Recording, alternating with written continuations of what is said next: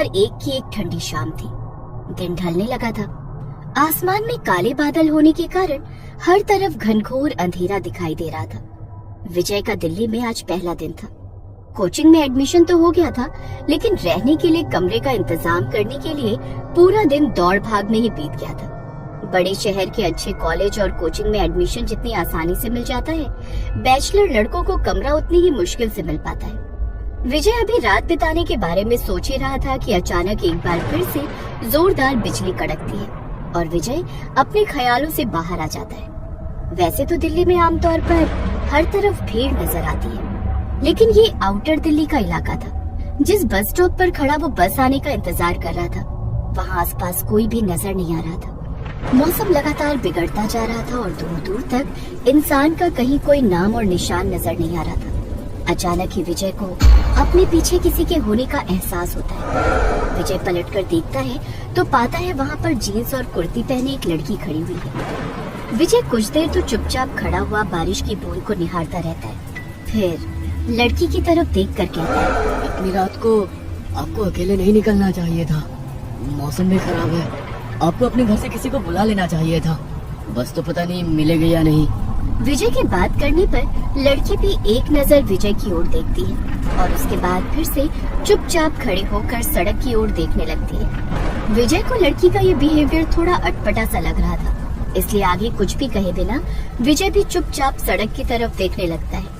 विजय और वो लड़की लगभग 40-45 मिनट से बस स्टॉप पर ही खड़े थे और अब रात के लगभग 9:30 बज गए थे। विजय को जोरों की भूख भी लगी हुई थी, इसलिए अब वहाँ खड़े रहकर बस का इंतजार करना और भी कठिन होता जा रहा था। मुझे नहीं लगता इस रूट से कोई भी बस जाने वाली है। तुम दिल्ली के नहीं लगते, कहाँ के रहने वाले हो?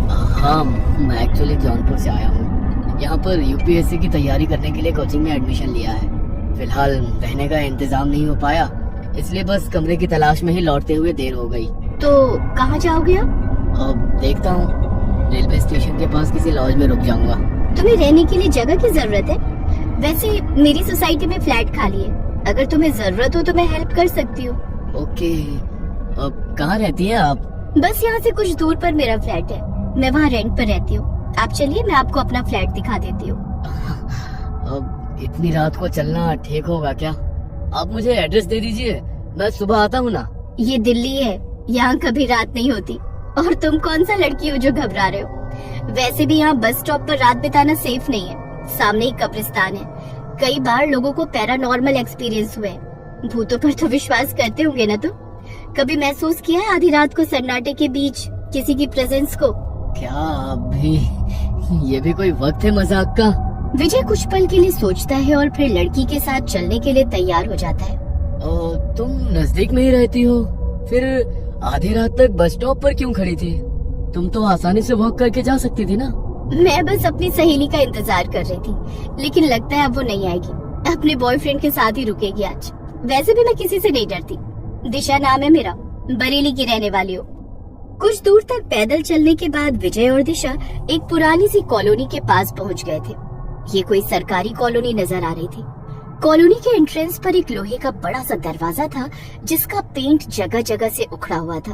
कॉलोनी बड़ी पुरानी और सुनसान लग रही है, थोड़ी अजीब नहीं है? तुम यहाँ रह लेती हो? हाँ, यहाँ ज्यादा लोग नहीं रहते, खाली है काफी मकान। ये 3 नंबर वाला मकान खाली है, तुम चाहो तो आज वहीं रुक जाओ। मैं भी यहीं आगे जो 2 मकान छोड़कर घर दिख रहे हैं ना, वहाँ रहती हूँ। पूरी कॉलोनी अंधेरे में डूबी हुई थी। हर तरफ सन्नाटा था और झिंगुरों की तीखी सी आवाज के अलावा वहाँ कोई आवाज सुनाई नहीं पड़ रही थी। दिशा को हाथ से बाय करते हुए विजय 3 नंबर वाले मकान का दरवाजा खोलकर अंदर जाता है और जैसे ही लाइट्स ऑन करता है, उसे अपने सामने दिशा खड़ी हुई दिखाई देती है। दिशा, तुम तो चली गई थी ना, अंदर कैसे आई तुम? अरे, तुम्हारे साथ ही तो अंदर आई हूँ। अंधेरे में ध्यान नहीं दिया तुमने। अच्छा सुनो, यहाँ पर एक बेड भी है, 1 हफ्ते पहले ही खाली हुआ है। ये रूम अभी रहने लायक होगा। तुम्हारे पास रहने की जगह नहीं है, इसलिए आज रात तुम यहीं सो जाना, सुबह मिलते हैं। विजय कभी सोच भी नहीं सकता था कि दिल्ली जैसे अनजान शहर में पहले ही दिन कोई खूबसूरत लड़की उसे मिल जाएगी और उसकी इतनी मदद भी करेगी। रात बिताने के लिए विजय अंदर जाकर बेड पर लेट जाता है। अगले दिन सुबह उसके सोकर उठने के कुछ देर बाद ही दिशा उसे नजर आती है। तुम अपनी कोचिंग को आओ, अब इस घर से कोई तुम्हें निकाल नहीं पाएगा। तुम निश्चिंत होकर यहाँ रह सकते हो। लेकिन किराया? फ्लैट मेरे जानने वाले का ही है, तुम चाहो तो मुझे ही किराया दे देना, मैं दे दिया करूंगी। विजय को एक खूबसूरत लड़की का अपने लिए कंसर्न बहुत अच्छा लग रहा था। मैं बैंक की कोचिंग करती हूँ, दोपहर में 2 घंटे के लिए जाती हूँ, उसके बाद जब चाहे मुझसे मिलने आ सकते हो। मेरा फ्लैट नंबर 6 है। एक बात का ख्याल रखना, यहाँ पर आउटसाइडर्स अलाउड नहीं है। किसी बाहर वाले को इस कॉलोनी में लेकर कभी मत आना। और हाँ, कॉलोनी के लोगों को भी डिस्टरबेंस बिल्कुल पसंद नहीं है, इसलिए कभी भी किसी का दरवाजा मत खटखटाना। ओके। विजय को दिल्ली रास आ गई थी। हर रोज सुबह जब वो उठता, उसे दिशा के हाथ का लिखा हुआ गुड मॉर्निंग नोट उसके दरवाजे पर लगा मिलता। वे दोनों अक्सर साथ में बैठकर घंटों बातें करते और अपने भविष्य के सपने सजाते। कुछ दिन बाद, दिशा, कॉलोनी में इतना सन्नाटा रहता है, बाकी मकान खाली है क्या? कभी कोई आवाज सुनाई नहीं देती, कभी कोई आता जाता नजर नहीं आता। क्या बात है, तुम्हारा मन नहीं लगता क्या यहाँ पर? बाकी लोगों की याद क्यों आ रही है? तुम्हें बताया था ना, यहाँ रहने वाले लोग डिस्टरबेंस पसंद नहीं करते, इसलिए ज्यादातर घर के अंदर ही रहते हैं। नहीं, मन लगने जैसी कोई बात नहीं है। तुम हो ना मेरे पास, बस मैंने ऐसे ही पूछ लिया। विजय ने महसूस किया कि दिशा की आंखें इस बात के जवाब में थोड़ी बदल सी गई हैं और लहजा थोड़ा सख्त हो गया है। शायद दिशा पॉजेसिव हो रही है, उसे मेरा किसी और के बारे में पूछना अच्छा नहीं लगा। हर गुजरते दिन के साथ विजय दिशा की ओर नजदीक आता जा रहा था। जनवरी की खूबसूरत ठंडी शाम थी। विजय अपने फ्लैट की छत पर दिशा के कंधे पर सर रखकर बैठा हुआ था। दिशा, वैसे तो तुम बस 2 मकान छोड़कर ही रहती हो, लेकिन मुझसे अब ये 2 मकान जितनी दूरी बर्दाश्त नहीं होती। एक बात सच सच बताओ, प्यार करती हो ना मुझसे? बहुत ज्यादा, तुम सोच भी नहीं सकते उतना प्यार करती हो। तुम्हें पाने के लिए किसी भी हद तक जाने को तैयार हूँ मैं। सोच लो, प्यार करोगे तो हदों को पार करके निभाना पड़ेगा, वरना हम दोस्त ही ठीक है। अब बस तो हो गया फैसला। अलग अलग फ्लैट क्यों, हम एक साथ रहते हैं ना। दिशा विजय के कंधे पर सर रखकर बैठी हुई थी और विजय दिशा के लंबे बालों से खेलते हुए उससे बातें कर रहा था। तभी उसने देखा कुछ दूरी पर एक आदमी छत पर खड़ा उसे ही घूर रहा है। चलो नीचे चलते हैं। पता नहीं कौन है वो आदमी, जब भी मैं तुम्हारे साथ यहाँ बैठता हूँ ना जाने क्यों कहा जाने वाली नजरों से घूरा करता है। अरे पता नहीं ये आदमी है या भूत, ऐसे आंखें फाड़ कर कौन देखता है। तुम थोड़ा सावधान रहना, मुझे ये आदमी कुछ ठीक नहीं लगता। अरे मुझे उससे कोई खतरा नहीं है, तुम चिंता मत करो, छोड़ो उसे। विजय के कहने पर दिशा अब उसके फ्लैट में ही शिफ्ट हो गई थी। दोनों लिव इन में रहने लगे थे और एक दूसरे के साथ दोनों ही बहुत खुश थे। अरे यार, कोचिंग खत्म होते ही तू ऐसे गायब हो जाता है जैसे गधे के सर पर सिंह। अरे भाई, अब तो 1 साल बीतने को आया, अब तो हमारे साथ थोड़ा टाइम बिता लिया करो। इतने भी बुरे नहीं है हम कि तू हमारे साथ 2 बात भी ना कर सके। वो क्या है ना कि दिशा की कोचिंग दिन में ही खत्म हो जाती है। वो बेचारी पूरा दिन मेरा ही वेट करती रहती है, अकेले परेशान हो जाती है, इसलिए मैं जल्दी घर भागता हूँ। दिशा, मतलब तुम शादीशुदा हो? अरे नहीं, शादीशुदा नहीं हूँ, दिशा मेरी गर्लफ्रेंड है, हम दोनों साथ में ही रहते हैं। ओ भाई, गजब बात कर रहे हो, मतलब बिन फेरे हम तेरे। तब तो मिलना पड़ेगा भाई भाभी जी से। देखो, हमारे जैसे बेरोजगार बंदे पर इतना भरोसा करने वाली लड़की से एक मुलाकात तो बनती है, क्यों? मोहन की बात सुनकर विजय उसे अपने साथ कमरे पर ले जाने के लिए तैयार हो जाता है। सोसाइटी के गेट पर पहुंचकर मोहन देखता है कि सामने एक पुरानी सी टूटी फूटी खंडहर नुमा सोसाइटी दिखाई दे रही है। सोसाइटी में अंदर जाने के लिए एक गेट है जिस पर झाड़ियां लिपटी हुई हैं। अध खुले गेट से अंदर जाते हुए मोहन हैरानी से चारों ओर देख रहा था। तुम इस सोसाइटी में रहते हो? मजाक कर रहे हो ना मेरे साथ? सुबह से मजाक करने के लिए मैं ही मिला हूँ क्या तुम्हें? नहीं यार, मजाक की क्या बात है, मैं सच में इसी सोसाइटी में रहता हूँ। जहाँ तक मैं जानता हूँ ये सोसाइटी पिछले 6-7 साल से खाली पड़ी हुई है। अरे यार, तू आउटसाइडर है, लेकिन हम तो यहीं दिल्ली में पैदा हुए हैं ना, हमें बेवकूफ बनाएगा? अरे तुझे गलत इन्फॉर्मेशन मिली है यार, तू चल मैं तुझे दिखाता हूँ ना मेरा रूम, बेवकूफ क्यों बनाऊंगा? मोहन हैरानी से सोसाइटी के मकानों को देख रहा था। तभी मकान नंबर 3 के सामने जाकर विजय रुक जाता है। आ गया मेरा फ्लैट, चल अब अंदर चलते हैं। मोहन अंदर जाता है तो देखता है पूरा फ्लैट बहुत ही गंदा था। हर तरफ मकड़ी के जाले लगे हुए थे। सीलन से पूरी दीवारें काली पड़ गई थी और धूल और मिट्टी ने घर के फर्श को पूरी तरह से ढका हुआ था। विजय भाई, सही मजाक कर लेते हो? इस घर की हालत देख रहे हो? इस मकान की इतनी बुरी हालत है कि यहाँ पर इंसान तो क्या, जंगली जानवर भी नहीं रहेगा, और तुम कह रहे हो कि तुम इस मकान में रहते हो। मुझे खुद अपनी आंखों पर भरोसा नहीं हो रहा है यार। मैं झूठ नहीं बोल रहा हूँ, मैं वाकई पिछले 1 साल से इसी मकान में रह रहा हूँ। और जैसा तुम्हें ये मकान दिख रहा है ना, ये ऐसा बिल्कुल भी नहीं है। मुझे खुद समझ में नहीं आ रहा है कि अभी कुछ घंटे पहले जब मैं इसे छोड़कर गया था तब ये ऐसा बिल्कुल भी नहीं था। कुछ घंटे में इस मकान की हालत इतनी कैसे बदल गई। अरे यार, बिल्कुल साफ सुथरा चमकता हुआ घर है ये। दिशा घर की बहुत केयर करती है। कहाँ है तेरी दिशा? दिखाई तो नहीं दे रही। तू तो कह रहा था कि तेरे रूम में ही रहती है। अरे ऐसे घर में कौन लड़की रहेगी? तेरा मानसिक संतुलन तो नहीं बिगड़ा हुआ है? यार अभी भी सच सच बता, तू ये सब मजाक कर रहा है ना? अरे यार, मेरा खुद दिमाग काम नहीं कर रहा है। ये सब मैं क्या देख रहा हूँ? विजय के इतना कहते ही अचानक ही घर में जल रहा एकमात्र बल्ब फ्लैक्चुएट करने लगता है और एक ठंडी हवा का झोंका उनके शरीर को छूकर निकल जाता है। कमरे के अंदर की हवा बोझल सी होने लगती है और अंदर के कमरे से खटखट की आवाज आने लगती है। लगता है अंदर वाले रूम में है दिशा, चल देखते हैं। विजय अंदर रूम में जाता है तो वहाँ भी हर तरफ गंदगी और सीलन ही नजर आती है। तभी उन्हें बाहर के कमरे से खटखट की आवाज आने लगती है। विजय अपने दोस्त को लेकर हैरानी से बाहर के कमरे में आता है। तभी उसे एक बार फिर अंदर के कमरे का दरवाजा पीटने की आवाज सुनाई देने लगती है। भाई, मुझे लगता है कि हमें यहाँ से चलना चाहिए। मुझे यहाँ कुछ ठीक नहीं लग रहा। तुझे जरूर कुछ तो गलतफहमी हुई है। मेरी बात मान, तू कुछ दिन के लिए अपने घर हो आ। तेरी तबीयत सही नहीं है। ऐसी हालत में तेरा यहाँ रुकना सही नहीं होगा। 1 मिनट रुक, मुझे याद आया। सुबह ही दिशा ने मुझे खाना पैक करके दिया था, लेकिन मैं टिफिन को ले जाना भूल गया। अभी भी वो टिफिन किचन में ही रखा होगा। रुक जा। विजय दौड़ता हुआ रसोई में जाता है तो देखता है कि वहाँ पर वाकई एक टिफिन रखा हुआ है। ये देख, मैंने कहा था ना, ये रहा मेरा टिफिन। तो इसे खोल कर देख, तुझे इसमें पास्ता मिलेगा। मोहन जैसे ही टिफिन को खोलता है, डब्बा उसके हाथ से छूट जाता है। टिफिन के अंदर रखे हुए खाने में से गंदी बदबू आ रही थी और उसके अंदर छोटे छोटे कीड़े रेंग रहे थे।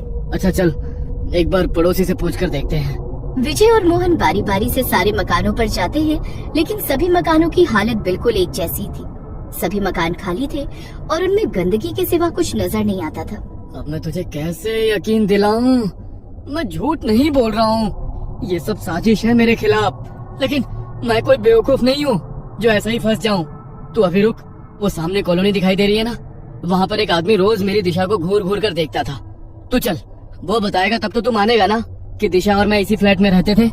मोहन विजय के चेहरे पर एक अजीब सी बेचैनी महसूस कर पा रहा था। ऐसा लगता था वो किसी भी पल बस रो पड़ेगा। विजय का मन रखने को मोहन उसके साथ सामने वाली कॉलोनी में जाकर एक घर का दरवाजा खटखटाने लगता है। कुछ ही मिनटों में एक सांवला सा बड़ी बड़ी मूंछों वाला व्यक्ति दरवाजा खोलता है। यही है वो। सर प्लीज सच सच बताइए, आप मुझे जानते हैं या नहीं? विजय की बात सुनकर उस आदमी ने एक नजर विजय को ऊपर से नीचे तक देखा और फिर उसके चेहरे के भाव बदलने लगे। बताइए ना sir, this is very important. अरे शर्म आ रही है इस इंसान को ये बात कबूलने में कि हर रोज ये एक प्रेमी जोड़े को छिप छिप कर देखता था। इतना ही नहीं, मैंने इसकी नजर में दिशा के लिए कुछ अलग ही महसूस किया है। अरे पागल हो क्या तुम? आज तक तो बस मुझे शक था, लेकिन आज यकीन भी हो गया कि सिरफिरे हो तुम। यह लड़का रोज सामने जो डीडीए के खाली फ्लैट पड़े हैं ना, उसकी छत पर बैठकर पता नहीं अकेले में क्या बड़बड़ाता रहता था। ऐसे बिहेव करता था जैसे ये किसी के साथ बैठा हो। अकेले में ही हंसता, बड़बड़ाता और फिर कई बार मेरी तरफ देखकर गुस्से में मुंह फेर कर नीचे चला जाता। मुझे तो ये कोई सरफिरा पागल ही लगता था जो उन खाली पड़े खंडहरों की छत पर न जाने क्या करने जाता था। मुंह बंद करो अपना, झूठ बोलता है ये। तूने मुझे देखा लेकिन दिशा नहीं दिखाई दी तुझे? अरे मैं रोज उसके साथ ही जाता था छत पर। भाई इलाज कराओ इसका। विजय, दिशा कोई है ही नहीं, किसी ने नहीं देखा है आज तक उसे। तू संभाल खुद को यार, इस बारे में जितना सोचेगा ना उतना ही खुद को परेशान करेगा। देख, मैं तेरा दोस्त हूँ, तेरा बुरा नहीं चाहता। इस समय तू बस कुछ दिन के लिए अपने घर चला जा और घर जाकर अपनी फैमिली को सब सच सच बता देना। जो कुछ तूने इतने दिन अपनी आंखों से देखा वो कुछ और नहीं, बस एक छलावा था। हम तेरे दुश्मन नहीं हैं और ये अंकल भी वही कह रहे हैं जो उन्होंने देखा है। विजय को कुछ समझ नहीं आ रहा था कि जो कुछ वो अब देख रहा है वो झूठ है या जो पिछले 1 साल से उसने देखा या जिया है वो झूठा था। अपने आप को ये समझा पाना कि पिछले 1 साल से वो एक भ्रम, एक छलावे में जी रहा था, विजय के लिए आसान बिल्कुल भी नहीं था। विजय को सब कुछ घूमता हुआ सा नजर आ रहा था। विजय भाई, जिस जगह को तुम अपना कमरा बता रहे हो ना, वो रहने लायक स्थिति में बिल्कुल भी नहीं है। तुम ऐसा करो, मेरे साथ मेरे कमरे में चलो, वहीं से अपने गांव के लिए निकल जाना। विजय ने हाँ में गर्दन हिलाई और उसके बाद मोहन उसे अपने साथ अपने कमरे पर ले गया।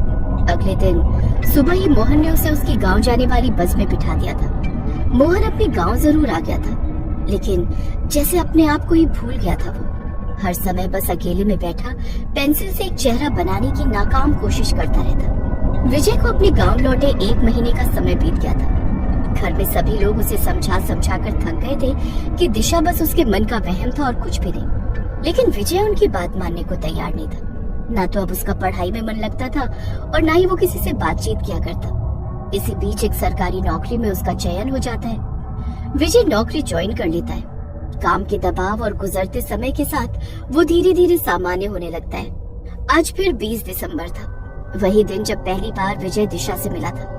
न जाने क्यों आज विजय को बार बार दिशा का ख्याल आ रहा था। देर रात उसे ऐसा लगा जैसे दिशा उसे आवाज लगा रही है। विजय ने उठकर कमरे के बाहर देखा, लेकिन बाहर कोई नहीं था।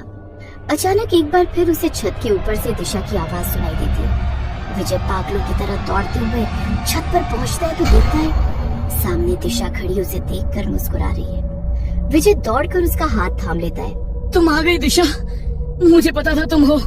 कहाँ चली गई थी मुझे छोड़कर? चलो मैं सबको तुमसे मिलाता हूँ। विजय की बात सुनकर एकाएक दिशा विजय का हाथ छोड़ देती है और धीरे धीरे अपने कदम पीछे की ओर बढ़ाने लगती है। छत के आखिरी छोर पर पहुंचकर दिशा ने एक कदम और पीछे की ओर बढ़ाया और छत से नीचे गिर गई। विजय के मुंह से एक जोरदार चीख निकली और वो पसीने में लथपथ बिस्तर से उठकर बैठ गया। इतने दिनों के बाद अचानक दिशा का ख्याल आया। ये क्या हो रहा है मेरे साथ? विजय की आवाज सुनकर उसकी माँ दौड़ती हुई उसके कमरे में आती है। क्या हुआ बेटा, सब ठीक है ना? हाँ, मैं ठीक हूँ माँ, आप सो जाओ। मैंने साफ सुना ये दिशा कहकर चिल्लाया था। जरूर वो चुड़ैल इसके सपने में आई होगी। अगले दिन सुबह, बेटा देख तो एक रिश्ता आया है तेरे लिए। बरेली की लड़की है, अच्छी लग रही है हमें तो। तू देखकर बता ना कैसी है। और देख बेटा, जब तक तू जीवन में आगे नहीं बढ़ेगा ना, वो अतीत के बुरे ख्याल तुझे ऐसे ही सताते रहेंगे। ठीक है माँ, जैसा आप ठीक समझो, मुझे मंजूर है। विजय के हाँ बोलने पर जल्द ही विजय की पूरी फैमिली सगाई के लिए दृष्टि के घर पहुंच जाती है। जाओ बेटा, दामाद जी को घर दिखा कर ले आओ। दृष्टि विजय को ऊपर का फ्लोर दिखाने ले जाती है। ऊपर के कमरे में जाकर एकाएक एक तस्वीर को देखकर विजय के पांव वहीं जम जाते हैं। अरे क्या हुआ? ये मेरी दीदी दिशा की तस्वीर है। 5 साल पहले पढ़ाई करने के लिए दिल्ली गई थी। वो किसी लड़के से प्यार करती थी, लेकिन उसने धोखा दिया और उन्हें छोड़कर चला गया। दीदी इंतजार करती रही उसका, लेकिन जब वो लौट कर नहीं आया तो उन्होंने हताश होकर आत्महत्या कर ली। मौत हो गई है इनकी? कब? मतलब कब हुई? 4 साल पहले, लेकिन वो हमारे आसपास ही है। मैं अपनी दी को महसूस कर सकती हूँ। बहुत गहरा बॉन्ड था हम दोनों में। क्या हुआ, आप ठीक तो है ना? प्लीज नीचे चले, मुझे कुछ ठीक नहीं लग रहा। पता नहीं ये इत्तेफाक था या कुछ और। दिशा की बहन दृष्टि से ही विजय की सगाई हुई थी। विजय बहुत बेचैनी महसूस कर रहा था, लेकिन चाहकर भी किसी को कुछ कह नहीं पा रहा था। और कहता भी तो कौन यकीन करता उसकी बात पर। यूं ही बेचैनी में महीने भर का समय बीता और शादी का दिन भी आ गया। शादी के बाद दृष्टि विजय के कमरे में बैठी घूंघट में चेहरा छिपाए उसका इंतजार कर रही थी। कमरे में विजय के कदमों की आहट होती है तो दृष्टि थोड़ा और संभल कर बैठ जाती है। कुछ पलों के बाद विजय दृष्टि का घूंघट उठाता है। मैंने कहा था ना जान, तुम्हारा साथ में मरकर भी नहीं छोड़ूंगी। बहुत लंबा इंतजार कराया तुमने, अब कोई भी हमें अलग नहीं कर पाएगा। इतना कहकर दृष्टि जोर जोर से हंसने लगती है। विजय को पहचानते देर न लगी कि ये आवाज दृष्टि की नहीं बल्कि दिशा की है। कांपते हाथों से वो बिस्तर से उठकर दूर खड़ा हो गया था। दृष्टि की पुतलियां धीरे धीरे सफेद हो रही थी। चेहरा भयावह और निस्तेज दिखाई पड़ रहा था। धीमे कदमों से वो विजय की ओर बढ़ रही थी और विजय कांपते शरीर के साथ जमीन पर गिर गया था। प्यार करती हो ना मुझसे? बहुत ज्यादा। तुम सोच भी नहीं सकते उतना प्यार करती हो। तुम्हें पाने के लिए किसी भी हद तक जाने को तैयार हूँ मैं। सोच लो, प्यार करोगे तो हदों को पार करके निभाना पड़ेगा, वरना हम दोस्त ही ठीक है। अब बस तो हो गया फैसला।